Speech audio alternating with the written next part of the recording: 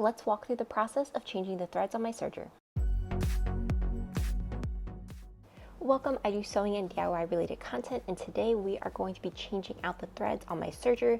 And there are different ways you can do this to be a little simpler, where you can take the old threads and tie them to your new threads and just kind of loop it through, but we are going to go step by step for an S0230 Singer Making the Cut serger of how you change the threads in case you've ever wanted to know. Now this is going to be for a 4-stitch method. So you are going to want 4 new spools of threads if you are following this method, and you are also going to be doing a 4-stitch method like I'm going to be showing you. Now I got these off Amazon, and I will be sure to link them in the description in case you would like to get them for yourself and for your serger. Now this serger comes with a nice little color-coded diagram with each color being a different thread. So starting with the red, which is number 1, you can see I already put the thread onto the new spool and then just looped it down. You follow the different red dots, and that's how you start to loop it together. So those are little hooks, you bring your thread through, and then up at the top where I'm pointing, there's actually a little hole, and we need to put our thread through there to finish the threading of the first spool of thread. Now this could be very, very difficult, but thankfully my serger does come with tweezers to make this so much simpler. And I'm going to zoom in a second just so you can see exactly what I'm doing. So here is the thread, and I just have to gently pull it through. And that is actually how you do the first thread for this 4-stitch method.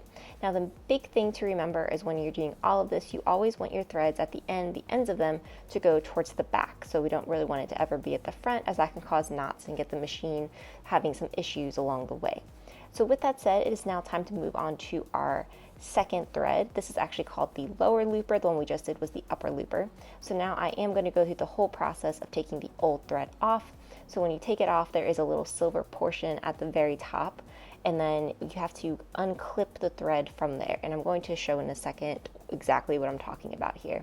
But I'm putting the new thread onto the new spool, and then I'm going to take the old thread off of that original clip that was kind of holding it in place, and putting the new thread there so that we can actually begin fully doing the threading process. So now I'm going to show you what this all looks like from above. So you have that little silver portion that I've looped my thread through, and then here's that little clip I was talking about that the thread goes under, and then I just need to pull this thread all the way down.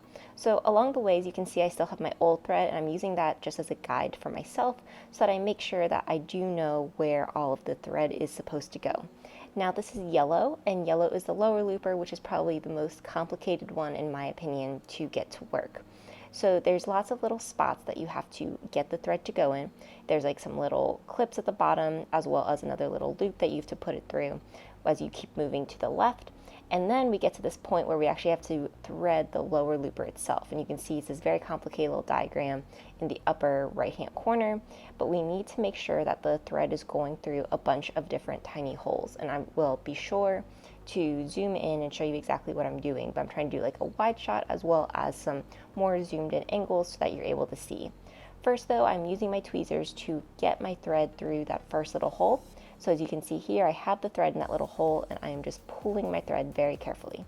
Now when you are pulling your thread, you do not want to pull it all the way through, as we're going to need this to actually thread the lower looper. And what I mean by that is, like on this little diagram, what you'll see is there is another little contraption, is the best way to call it, that has 2 little hooks. And as you can see here, there it is, and there's those 2 hooks, and we want our thread to rest on those 2 hooks. So you could use your tweezers to do this, or you could probably just use your finger to very carefully place the thread on those hooks. So here are those 2 hooks. You see I have my thread there now. Using one hand, you're going to pull the end of your thread so it's very tight, and then you're just going to pull on this little lever where those 2 hooks were, and that's going to push the thread and actually secure and thread your lower looper. So again, there's lots of different moving parts there, but that is how you thread your lower looper. So now it's time to move on and thread our left needle. So this is actually all following the green pattern, which is a lot more simple, but basically doing very similar to how we did for the first 2, and you have to remove that old spool of thread and remove it from that little metal clip at the top, and just guide your thread all the way through this little passageway for it, if you will. And I will zoom in here just so you can see exactly what I did. But I have my new thread, it's clipped under, that I'm going down over to the left and then going all the way through. And now I have it clipped, there's a little silver portion here, and I'm just going to actually thread it into that left needle. So this is very similar to how you would thread your sewing machine needle, and you follow the exact same steps, very similar to a sewing machine itself. And again, making sure to push all those threads to the back. And then finally, for our last thread, you follow almost the exact same process as we did for our left needle, which will be for our right needle now, is we're going to put our new spool on, we're going to put that spool, and then following that little passage going all the way through, and then you just thread your right needle this time, very similar to how you did the left. So this is what everything looks like now. As you can see, we have black threads all throughout. There are no more white threads. And we now have our serger turned on. Everything looks nice and neat and ready to go. So I'm going to do a test stitch.